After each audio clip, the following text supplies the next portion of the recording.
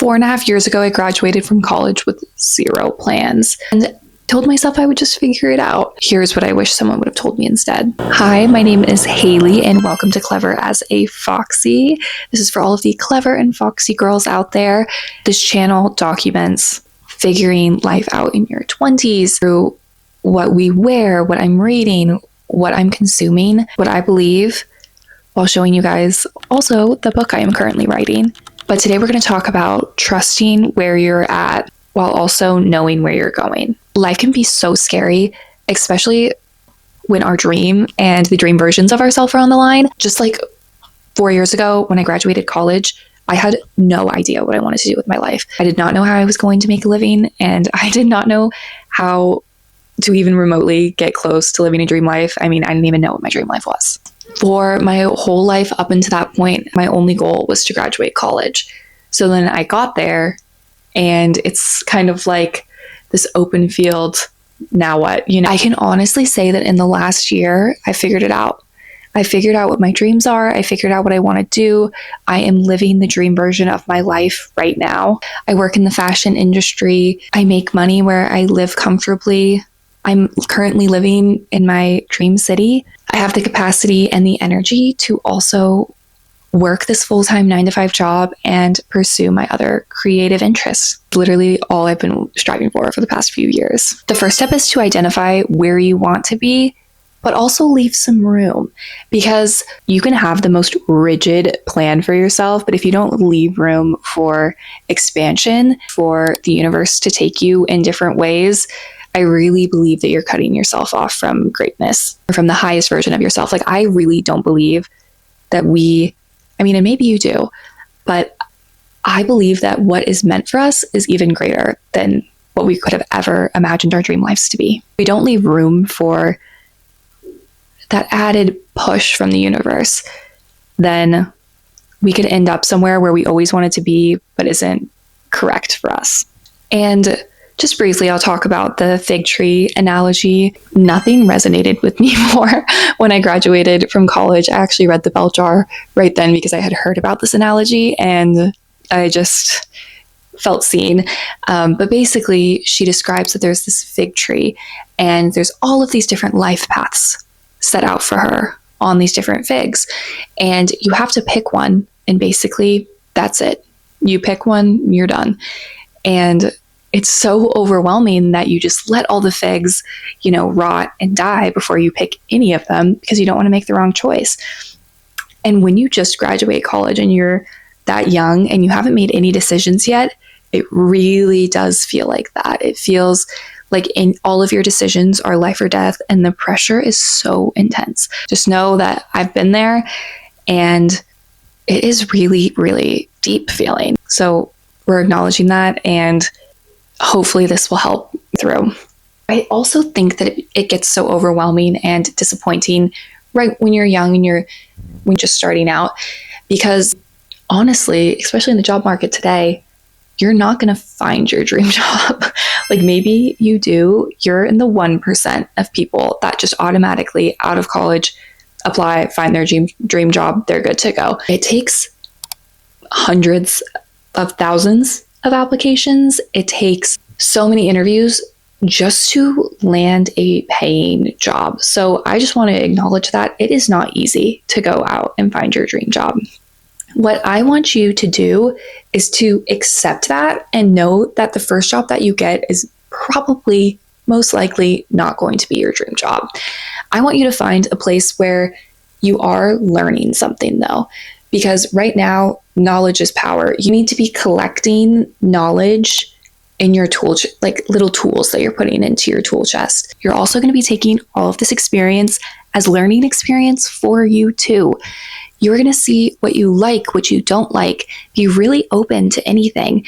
I remember I got it right when I graduated college, I got a job in sales, and it was literally the only job that I could find, but I really enjoyed it. I learned that I enjoyed working in sales. I was working in sales at a boudoir photography company. I figured out that I loved working with women. I loved working with fashion and clothes, and I loved seeing like the different outfits that people put together. Like, it was a really fun job. I took note of all of that. I also really enjoyed sales. Like, I loved that the energy and the amount of work that I put into something would be directly reflected in my paycheck. I'm a hard worker, so that was something that I knew that I really liked. But then I also was taking note of the things I didn't like. I didn't like that I knew that I could do this job from home and I had to go into the office every day. I didn't like that I was limited to a certain amount of sales per day. I didn't like that I had to do a lot of cold outreach as well. But I mean, all of these things taught me so much about the industry that I kind of thought that I might want to be in. And also, it taught me skills that I have been able to use as I've gotten jobs moving forward. And I wanted to talk about something else as well.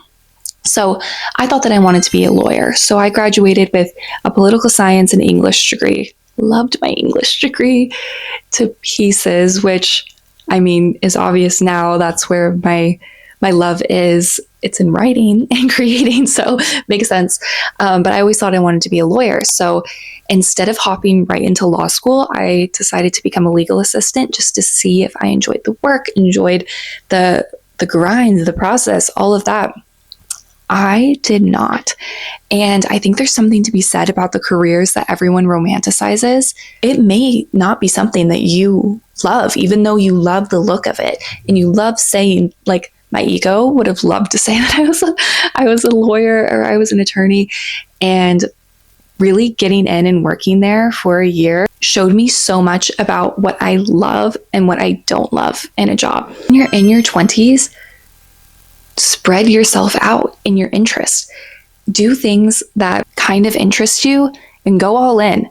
Learn what you like at that job, what you don't like, and then use those things as you move forward. Unless you find your dream job, there is nothing wrong with working at somewhere until it no longer serves you and then finding a different place to work. I wholeheartedly believe you should only be staying at a job if, one, there's great things for you to continue learning, and two, they're able to continue giving you raises that you deserve. Have either of these things at a job, you need to leave.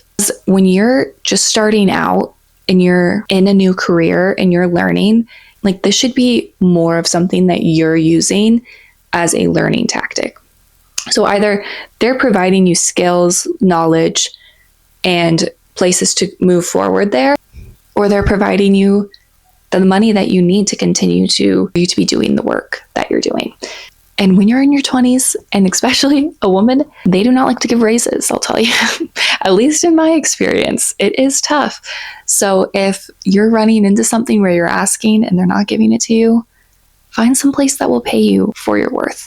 It's a whole nother discussion that I'd be happy to go into another time. And I also want to say that this can be very frustrating, especially if you're in a job that you know it's time to leave and you're not finding that next step or that next career bump. Just trust in the process.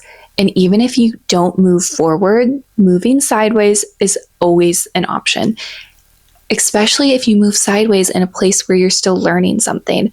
And you don't even have to be learning something like skills-wise, but if you're learning something about yourself, because this is really a time to spread yourself out and learn about yourself. I'm also a huge believer that none of us really like our jobs fully. Like, you can like being there, you can like what you're doing, but it's still a job. Like, at the end of the day, you're there to get a paycheck. The time what we're doing is not something we would just volunteer to do. Like, we're there for our paycheck. Important to find a job that gives you life as well. You want to work somewhere that values you and values that you need time off, and that doesn't stress you out to the point where you aren't able to do the things that light you up outside of work, because that's really what life is all about. You need to be able to express yourself creatively. You know, for me, like, I really wanted a job where I would be able to wake up in the morning and write, and I would be able to get off in the evening and not be so mentally drained that I wouldn't be able to create or spend time with my friends and family and just be, because I've had jobs where I would be so exhausted by the end of the day, where all I could do was I could barely make myself dinner and then lay down in bed. After some time and lots of journaling, at least for me, you'll start to figure out the type of job and life that you want to have. Time of self-exploration and discovery. Really take note of people that you are jealous of. And this was something that I think I saw while I was scrolling through TikTok, and it just hit home for me. So every time I feel that ping of jealousy, I'm like, oh, like what they're doing is amazing. I want that. So that's a little like mental note. I want like X, Y, and Z. And I remember seeing a creator that did like fashion content, but was also writing a book. And I was like, wow, like that's so amazing that she's doing that. But like, I really want to do that too. And so it really gives you another clear direction of the way that you are really drawn to being. Mm-hmm. And, you know, manifestation without action is just thoughts. So for the things that you want and where you want to be, you're not going to get there overnight, especially when you're just starting out. So take like 15 to 30 minutes a day to slowly work towards your goals or to work towards the job that you want to have, because baby steps will get you there eventually. Even if you're not sure what you want to do, you need to be moving towards something, especially in your 20s. So important to have a goal or to be moving in some sort of helpful direction, because if you don't, you just kind of stay in a little bubble. So even when I was working towards seeing if I wanted to be a lawyer, which I don't want to anymore, I really learned that. And I learned other things about that career that I would never want in another career. Sure, you're making action moves and not just playing it super safe. Tonight, I want you to write down in your journal your dream Tuesday. Not your dream life, but your dream Tuesday. When do you wake up? What are you doing? How do you feel? What are you wearing? In the comments, some of your dream Tuesdays. I would love to look through them, but this has been so much fun. I hope you have a wonderful weekend ahead and go chase those dreams.